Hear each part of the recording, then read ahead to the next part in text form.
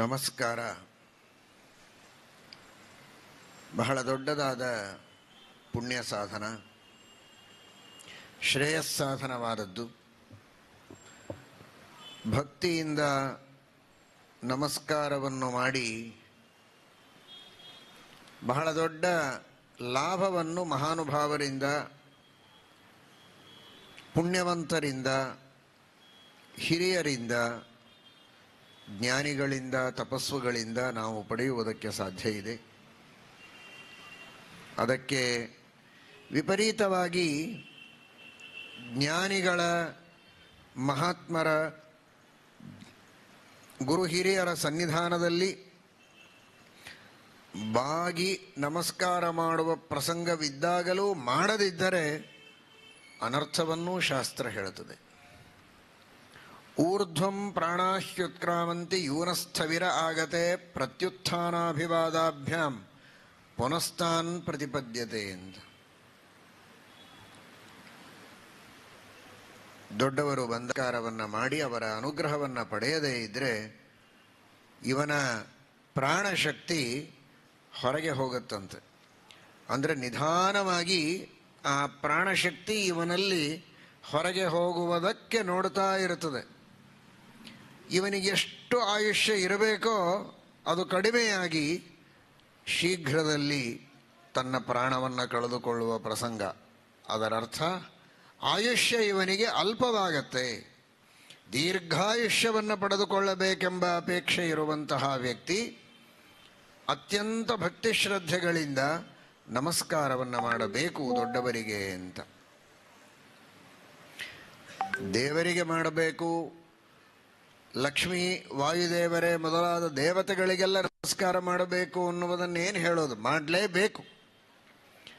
ತನಗಿಂತಲೂ ಉತ್ತಮರಾದವರಿಗೆ ಎಲ್ಲರಿಗೂ ಮಾಡಬೇಕು ಅಂದ ಮೇಲೆ ಎಲ್ಲರಿಗಿಂತಲೂ ಉತ್ತಮರಾದಂತಹ ಆ ಮಹಾನುಭಾವರಿಗಂತೂ ನಮಸ್ಕಾರವನ್ನು ಮಾಡಲೇಬೇಕು.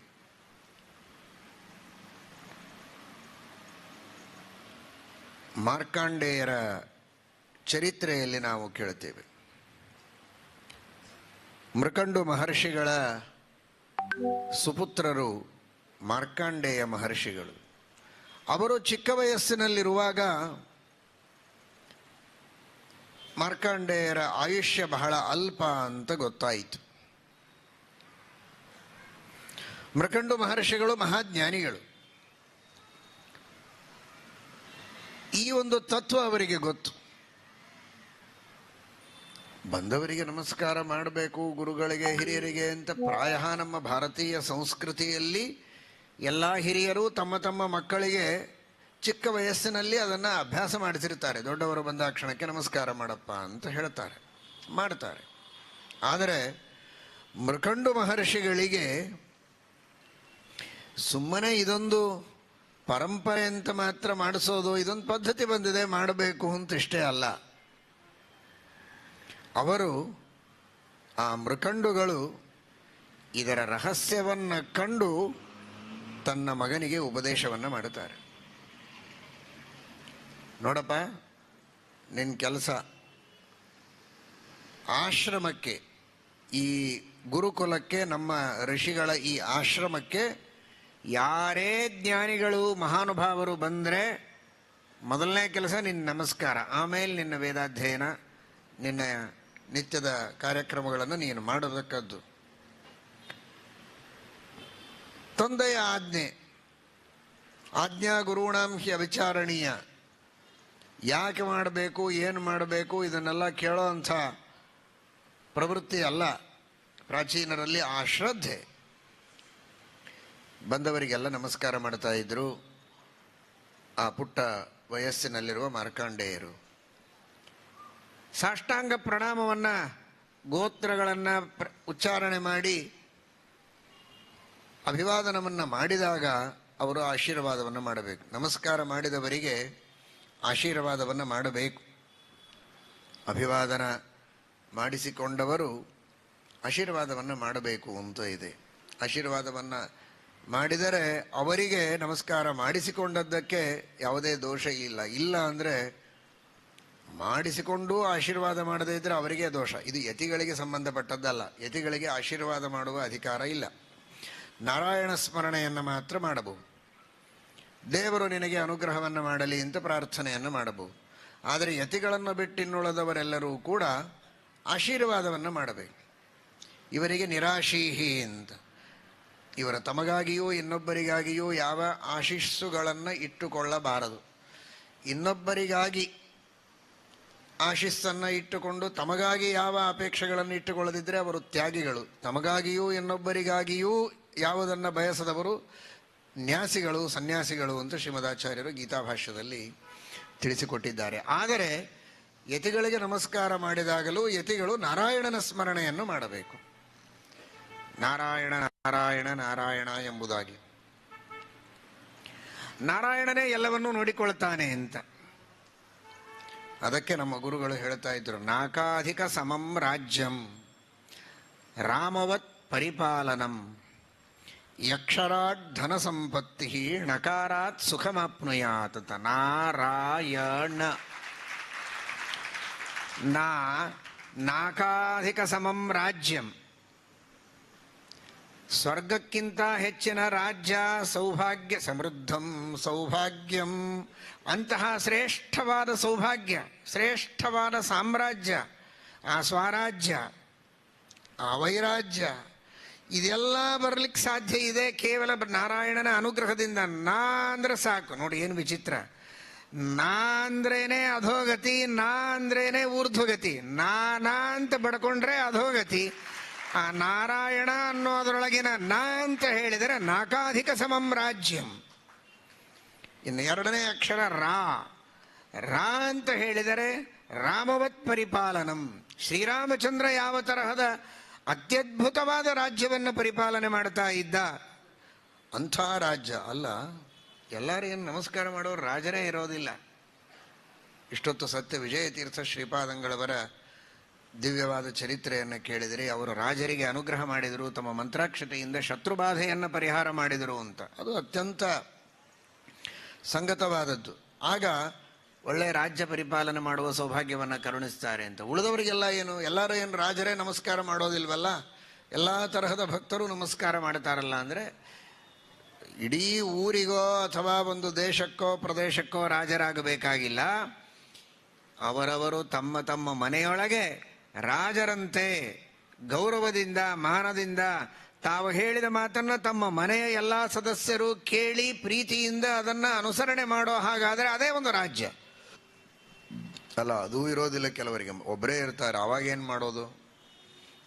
ಒಬ್ಬರೇ ಇದ್ದರೂ ಕೂಡ ಅವನ ಶರೀರದೊಳಗೇನೆ ಅವನು ರಾಜನಾಗಿರ್ಬೇಕು. ಶತ್ರುಬಾಧೆ ಇಲ್ಲದೇ ಇದ್ದಂತೆ.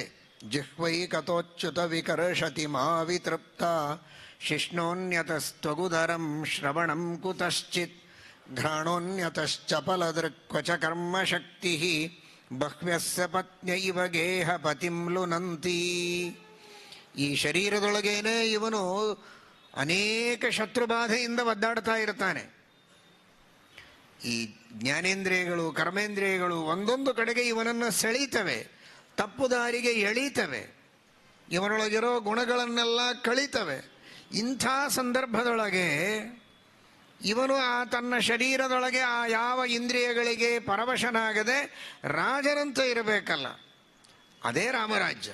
ಶ್ರೀರಾಮ ರಾಮ ಪ್ರಗ್ರಹವಾನ್, ವಾಲ್ಮೀಕಿ ಋಷಿಗಳು ಹೇಳುವಂತೆ.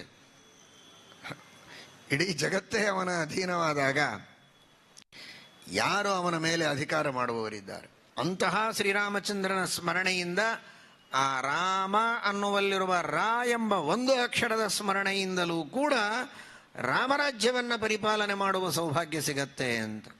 ರಾಮವತ್ ಪರಿಪಾಲನಂ. ಇನ್ನು ಅಂತ ಹೇಳಿದಾಗ ಯಕ್ಷರಾಟ್ ಧನ ಸಂಪತ್ತಿ. ಕುಬೇರನಿಗೆ ಯಾವ ತರಹದ ಶ್ರೇಷ್ಠವಾದ ಸಂಪತ್ತಿದೆ ಅಂತಹ ಶ್ರೇಷ್ಠವಾದ ಸಂಪತ್ತು, ಧರ್ಮದಿಂದ ಸಂಪಾದನೆ ಮಾಡಿದ ಸಂಪತ್ತು, ಧರ್ಮಕ್ಕಾಗಿ ವಿನಿಯೋಗವಾಗುವಂತಹ ಸಂಪತ್ತು. ಬಂದದ್ದು ಧರ್ಮದಿಂದ, ಸೇರೋದು ಧರ್ಮಕ್ಕೆ. ಅಂತಹ ಸಂಪತ್ತು ಅದನ್ನು ಪರಮಾತ್ಮ ಕೊಡ್ತಾನೆ. ಣ ಅಂದರೆ ನಶ್ಚ ನಿರ್ವೃತಿವಾಚಕ ಅಂತ ಇದೆ. ಣ ಅಂದರೆ ಸುಖ, ಉತ್ತಮವಾದಂತಹ ಮೊದಲು ಹಂತದಲ್ಲಿ ಶಾಸ್ತ್ರಗಳ ಅಧ್ಯಯನದಿಂದ ಆಗುವಂತಹ ಆನಂದ, ಆ ಅನಂತರದಲ್ಲಿ ಭಗವಂತನ ದರ್ಶನದಿಂದ ಆಗುವಂತಹ ಆನಂದ ಮೋಕ್ಷಾನಂದವನ್ನೇ ಪರಮಾತ್ಮ ಕ್ರಮವಾಗಿ ಹಂತ ಹಂತವಾಗಿ ಸಾಧನೆಯನ್ನು ಮಾಡಿಸಿ ನಮಗೆಲ್ಲ ಕೊಡ್ತಾನೆ ಎನ್ನುವ ದೃಷ್ಟಿಯಲ್ಲಿ ನಾರಾಯಣ ನಾರಾಯಣ ನಾರಾಯಣ ಎಂಬುದಾಗಿ ಯತಿಗಳು ನಾರಾಯಣ ಸ್ಮರಣೆಯನ್ನು ಮಾಡಬೇಕು ಎಂಬುದಾಗಿ ತಿಳಿಸಿಕೊಟ್ಟಿದ್ದಾರೆ. ನಮಸ್ಕಾರ ಮಾಡಿದ ಮಾರ್ಕಾಂಡೇಯರಿಗೆ ಎಲ್ಲರೂ ಆಶೀರ್ವಾದವನ್ನು ಮಾಡ್ತಾ ಇದ್ರು. ಬಾಗಿ ನಮಿಸಿದಾಗ ಆಶೀರ್ವಾದ ಮಾಡಿದ ಆ ಋಷಿಗಳು ಅವನು ಎದ್ದು ನಿಂತಾಗ ನೋಡ್ತಾರೆ, ಹಣೆ ಬರಹವನ್ನು ಓದುವಂತಹ ಶಕ್ತಿ ಇದ್ದ ಮಹಾನುಭಾವರವರೆಲ್ಲ. ಮುಖ ನೋಡಿದರೇನೆ ಅವನ ಏನು ಭವಿಷ್ಯ ಇದೆ ಅಂತ ತಿಳಿಯುವಂತಹ ಜ್ಞಾನ ಸಂಪನ್ನರು. ಅಯ್ಯೋ, ಅಲ್ಪಾಯುಷ್ಯ ಇದೆ ಅಲ್ಲ ಇವನಿಗೆ ಅಂತ ಗೊತ್ತಾಯಿತು. ನಾವೇನೋ ಆಯುಷ್ಮಾನ್ ಭವ ಮಾರ್ಕಾಂಡೇಯ ಅಂತ ಹೇಳಿದ್ವಿ, ಆದರೆ ಇವನ ಆಯುಷ್ಯ ಅಲ್ಪ ಅಂತ ತೋರ್ತಾ ಇದೆಯಲ್ಲ ಅಂತ. ಬ್ರಹ್ಮಲಿಖಿತ ವಿಧಿಲಿಖಿತ ಹೀಗಿದೆ ಅಂತ ಸುಮ್ಮನೆ ಕೂಡಲಿಲ್ಲ. ಅಯ್ಯೋ, ವಿಧಿಲಿಖಿತ ಹೀಗಿದೆ, ಏನು ಮಾಡಬೇಕು ಅಂತ. ಸಾಮಾನ್ಯರು ಸುಮ್ಮನೆ ಕೂಡ್ಬೇಕು, ಏನು ಮಾಡ್ತಾರೆ. ಆದರೆ ವಿಧಿ ಇಲ್ಲದೆ ವಿಧಿಲಿಖಿತಕ್ಕೆ ಎಲ್ಲರೂ ಬಾಗಬೇಕು. ಆದರೆ ಇವರೆಲ್ಲ ಜ್ಞಾನಿಗಳು, ಬ್ರಹ್ಮದೇವರ ಹತ್ರನೇ ಹೋದರು. ಬ್ರಹ್ಮನ್ ಈ ತರಹ ಅಲ್ಪಾಯುಷ್ಯ ಇದೆ, ಆದರೆ ಭಕ್ತಿಯಿಂದ ಬಂದ ದೊಡ್ಡವರಿಗೆಲ್ಲ ನಮಸ್ಕಾರ ಮಾಡ್ತಾನೆ. ನಾವು ಮಾಡಿಸಿಕೊಂಡ್ವಿ, ಆಶೀರ್ವಾದ ಮಾಡಿದ್ದೇವೆ. ನಮಗಿರೋದು ಒಂದು ಸ್ವಾರ್ಥ, ನಮ್ಮ ಆಶೀರ್ವಾದ ಸುಳ್ಳಾಗಬಾರದು.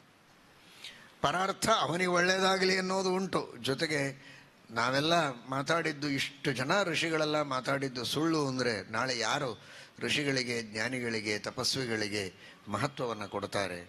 ಇದು ತಮ್ಮ ಕೈಯಲ್ಲಿದೆ ಅಂತ ಬ್ರಹ್ಮದೇವರು ಪರಮಾನುಗ್ರಹವನ್ನು ಮಾಡಿ ಅವನಿಗೆ ದೀರ್ಘವಾದ ಆಯುಷ್ಯ ಬರಲಿ ಅಂತ ಅನುಗ್ರಹ ಮಾಡಿದ್ದಾರೆ. ಆ ಮಾರ್ಕಾಂಡೇಯರು ದೀರ್ಘಾಯುಷ್ಯ ಸಂಪನ್ನರಾಗಿದ್ದಾರೆ. ರುದ್ರದೇವರು ವಿಶೇಷವಾಗಿ ಅನುಗ್ರಹವನ್ನು ಮಾಡಿದ್ದಾರೆ. ನರಸಿಂಹ ಪುರಾಣ ವರ್ಣನೆ ಮಾಡುವಂತೆ ಆ ಮಾರ್ಕಾಂಡೇಯರು ವಿಶೇಷವಾಗಿ ರುದ್ರಾಂತರ್ಗತ ನರಸಿಂಹದೇವರ, ಭಾರತೀಯ ಮುಖ್ಯ ಪ್ರಾಣಾಂತರ್ಗತ ನರಸಿಂಹದೇವರ ಉಪಾಸನೆಯನ್ನು ಮಾಡಿದ್ದಾರೆ. ವಿಶೇಷವಾಗಿ ಭದ್ರಾ ನದಿ ತೀರದೊಳಗೆ ಆ ನರಸಿಂಹದೇವರ ಸ್ಥಾಪನೆಯನ್ನು ಮಾಡಿ ಅಲ್ಲಿ ನರಸಿಂಹದೇವರ ಉಪಾಸನೆಯನ್ನು ಮಾಡಿದ್ದಾರೆ ಅಂತ ಕೇಳ್ತೇವೆ. ಇವತ್ತಿಗೂ ಭದ್ರಾವತಿಯಲ್ಲಿ ಭದ್ರಾ ನದಿ ತೀರದಲ್ಲಿ ಒಂದು ಪ್ರಾಚೀನವಾದ ನರಸಿಂಹ ದೇವಾಲಯ ಉಂಟು. ಪುರಾಣದಲ್ಲಿಯೂ ಆ ಭದ್ರಾ ತೀರದಲ್ಲಿ ನರಸಿಂಹದೇವರ ಉಪಾಸನೆಯನ್ನು ಮಾರ್ಕಾಂಡೇಯರು ಮಾಡಿ ದೀರ್ಘಾಯುಷ್ಯವನ್ನು ಪಡೆದರು ಅನ್ನುವ ಉಲ್ಲೇಖ ನಮಗೆ ಸಿಗುತ್ತೆ. ನರಸಿಂಹದೇವರ, ಬ್ರಹ್ಮದೇವರ, ರುದ್ರದೇವರ ವಿಶೇಷವಾದ ಅನುಗ್ರಹದಿಂದ, ಆ ಎಲ್ಲ ಋಷಿಗಳ ಆಶೀರ್ವಾದ ಬಲದಿಂದ ಮಾರ್ಕಾಂಡೇಯರು ದೀರ್ಘವಾದ ಆಯುಷ್ಯವನ್ನು ಪಡೆದರು. ಇವತ್ತೆಷ್ಟು ವಿಚಿತ್ರ, ಅಲ್ಪಾಯುಷ್ಯ ಇದೆ ಅಂತ ಪ್ರಸಿದ್ಧರಾದವರು ಮೊದಲು, ಆದರೆ ಇವತ್ತು ಚಿರಂಜೀವಿಗಳು ಅಂದರೆ ಮಾರ್ಕಾಂಡೇಯರು. ಯಾರೇ ಏನೇ ಶಾಂತಿ ಮಾಡಿಕೊಂಡ್ರೆ ಷಷ್ಠಬ್ದಿಯೋ ಮತ್ತೊಂದೋ ಇನ್ನು ಬೇರೆ ಬೇರೆ ತರಹದ ಜನ್ಮದಿನಗಳಿಗೆ ಸಂಬಂಧಪಟ್ಟಂತೆ ಆಯುಷ್ಯ ಹೋಮಾದಿಗಳನ್ನು ಮಾಡಿದರೆ ಮಾರ್ಕಾಂಡೇಯರ ಚರಿತ್ರೆ ಕೇಳಬೇಕು, ದೀರ್ಘಾಯುಷ್ಯ ಬರ್ತದೆ ಅಂತ. ಅಂದರೆ ದೊಡ್ಡವರಿಗೆ ನಮಸ್ಕಾರ ಮಾಡಿದರೆ ದೀರ್ಘಾಯುಷ್ಯ ಬರುತ್ತೆ. ಇಷ್ಟೇ ಅಲ್ಲ, ಯಾರು ದೊಡ್ಡವರಿಗೆ ನಮಸ್ಕಾರ ಮಾಡಿ ಅವರ ಅನುಗ್ರಹವನ್ನು ಪಡೆದಿರುತ್ತಾರೆ ಅಂಥವರ ಸ್ಮರಣೆ ಮಾಡಿದರೂ ದೀರ್ಘಾಯುಷ್ಯ ಬರುತ್ತದೆ ಎನ್ನಲಿಕ್ಕೆ ಮಾರ್ಕಾಂಡೇಯರು ಇವತ್ತು ಉದಾಹರಣರಾಗಿ ನಿಂತಿದ್ದಾರೆ.